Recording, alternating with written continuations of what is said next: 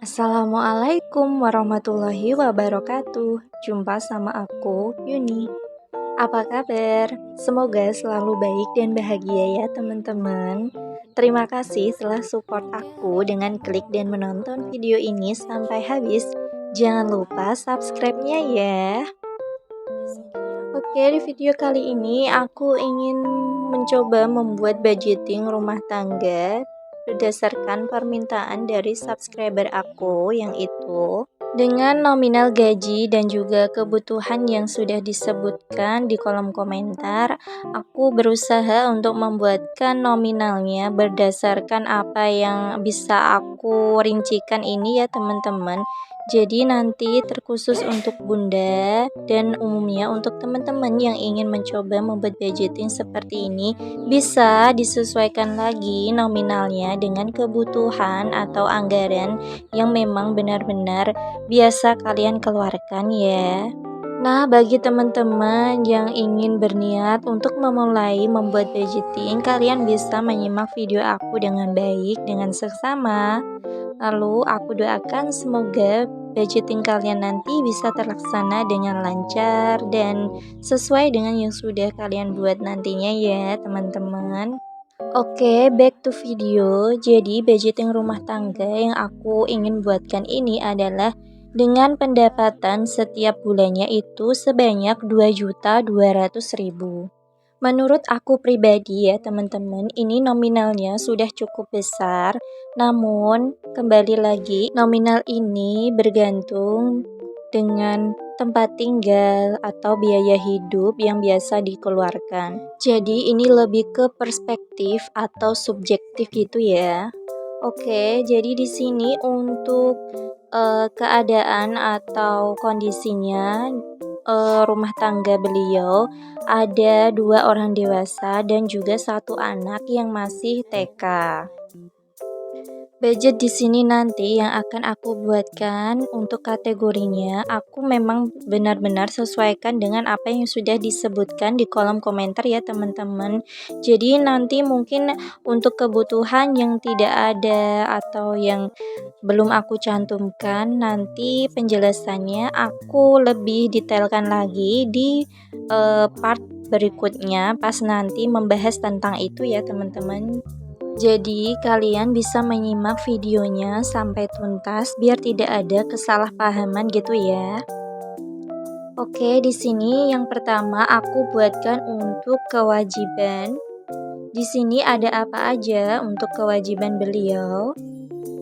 Yang pertama, di sini ada untuk uang kos ya teman-teman.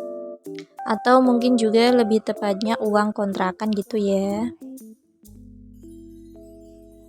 Selanjutnya ada wifi dan yang terakhir ada SPP anak yang tadi sekolah TK itu. Oke, untuk uang kos biayanya sebanyak 400.000 untuk setiap bulan atau per bulannya. Wifi 50.000 dan SPP anak per bulan 75.000. Jadi di kewajiban ini akan ada budget yang dikeluarkan sebanyak 525.000. Nah Bunda, untuk di kewajiban ini bisa langsung Bunda bayarkan tepat setelah mendapat atau menerima gaji ya, supaya nanti tidak ada tanggungan lagi di belakang. Jadi sudah aman gitu ya, tinggal memikirkan budget untuk kebutuhan sehari-hari. Nah selanjutnya aku buat untuk kebutuhan. Di sini kebutuhan yang dimaksud beliau hanya 2 ya teman-teman yang disebutkan, yaitu untuk makan dan juga jajan anak. Berhubung ini dalam satu keluarga hanya ada 3 orang, untuk biaya makan ini aku rincikan sebanyak 600.000 ya teman-teman untuk setiap bulan. Nah, nanti Bunda bisa anggarkan per minggunya sebanyak 150.000. Ini didapat dari pembagian ya teman-teman, 600.000 tadi dibagi ke dalam 4 minggu. Jadi untuk per minggunya dapat jatah uang makan sebanyak 150.000.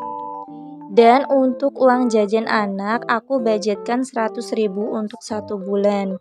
Nah, ini juga ikut dibagi per minggu ya. Jadi untuk setiap minggunya jajan anak ini dapat jatah 25.000. Mungkin ini nominalnya terlihat sedikit ya teman-teman, tapi Bunda dan teman-teman bisa mengkompromikan lagi dengan anak, dikasih pengertian gitu ya. Atau kalau tidak, Bunda bisa mencoba untuk membuatkan camilan sendiri atau jajanan sendiri di rumah dengan bahan yang ada. Jadi total budget untuk di kebutuhan sebanyak 700.000 ya teman-teman. Nah, dari gaji 2.200.000 tadi akan aku kurangkan dengan kewajiban dan kebutuhan sebanyak tadi, dan ada sisa uang sebanyak 975.000. Nah, dari uang ini Bunda tersebut ingin untuk bisa menabung dan juga ada 2 sinking funds nanti yang beliau perlukan. Nah, di sini ya teman-teman, karena di pos atau kategori kebutuhan tadi hanya ada 2 yang aku budgetkan, maka di sini untuk kebutuhan yang lain-lain seperti groceries, untuk kebutuhan mandi, cuci, dan kebutuhan rumah yang lain, juga ada uang bensin, kuota, skincare, dan seterusnya. Nanti bisa pakai metode amplop atau bersatu. Ambil selembar saat butuh gitu ya teman-teman. Dan juga untuk setiap minggunya teman-teman bisa prioritaskan pada kebutuhan yang pada saat itu habis, jadi diutamakan untuk membelinya.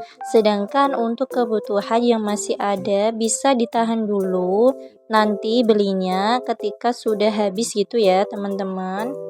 Misalnya, pada minggu pertama, teman-teman ada keperluan beli sabun cuci, mandi, dan lain-lain gitu ya di kategori groceries. Nah, untuk uang seperti skincare bisa dibudgetkan untuk minggu selanjutnya. Nah, di kebutuhan lain-lain ini aku ambil budget sebanyak 600.000 untuk 1 bulan. Jadi jika dibagi ke dalam 4 amplop dengan 1 amplopnya itu untuk jatah 1 minggu, maka akan dapat uang atau budget sebanyak 150.000 ya teman-teman.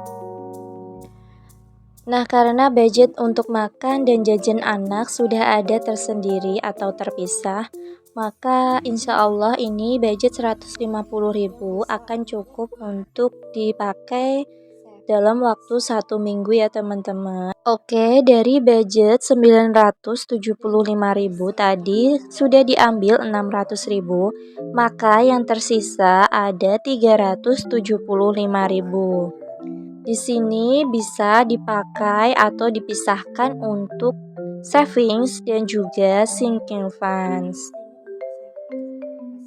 Di sini aku untuk di kategori savings aku buatkan 2. Yang pertama ada tabungan dan juga dana darurat. Budget savings ini kita ambilkan dari sisa tidak apa-apa ya teman-teman, asalkan yang terpenting untuk pos-pos kewajiban dan juga kebutuhan sudah terpenuhi di awal. Nah, untuk tabungan aku budgetkan sebanyak 100.000, dana darurat pun sama juga 100.000 ya teman-teman. Jadi total untuk di kategori savings ini udah ambil uang sebanyak 200.000. Jadi ada sisa uang 175.000 untuk dibuat sinking funds. Nah, di sini beliau menginginkan untuk 2 kategori aja, yaitu uang THR atau untuk kebutuhan lebaran dan juga piknik anak. Untuk di dana lebaran aku budgetkan sebanyak 100.000 dan sisanya akan masuk semua ke uang piknik anak, yaitu sebanyak 75.000. Dan total untuk di sinking funds pas ya teman-teman 175.000.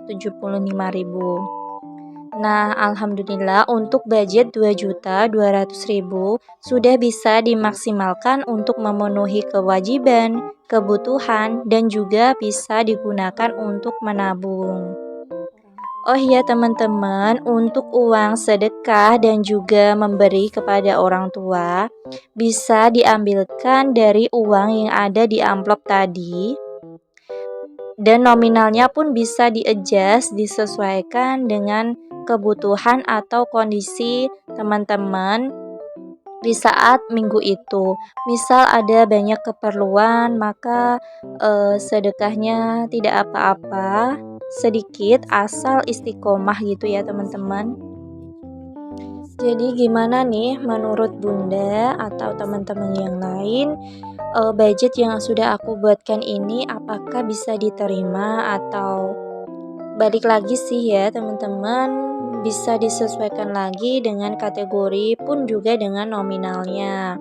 Sekali lagi karena aku belum ada begitu banyak pengalaman untuk di budgeting rumah tangga, maka ini hanya rincian yang kira-kira bisa aku analogikan gitu ya.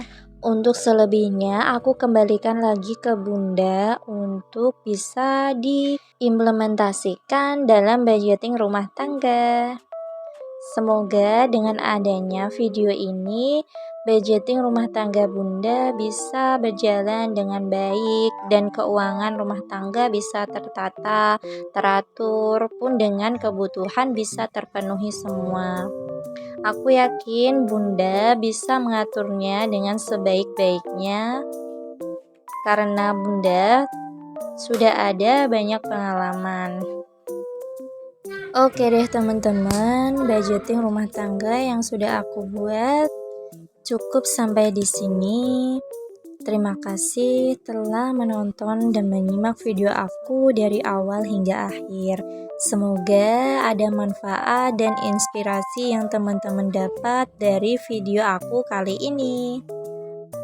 Teman-teman, dukung aku terus dengan cara like, comment, share, dan subscribe supaya aku lebih semangat untuk membuat video-video berikutnya. Dan yang sudah subscribe, nyalakan lonceng notifikasi agar kalian tahu kalau aku ada update video terbaru. Cekap semanten atur kula nyuwun agunging pangaksami. Happy budgeting and thanks for watching. Wassalamualaikum warahmatullahi wabarakatuh. Bye.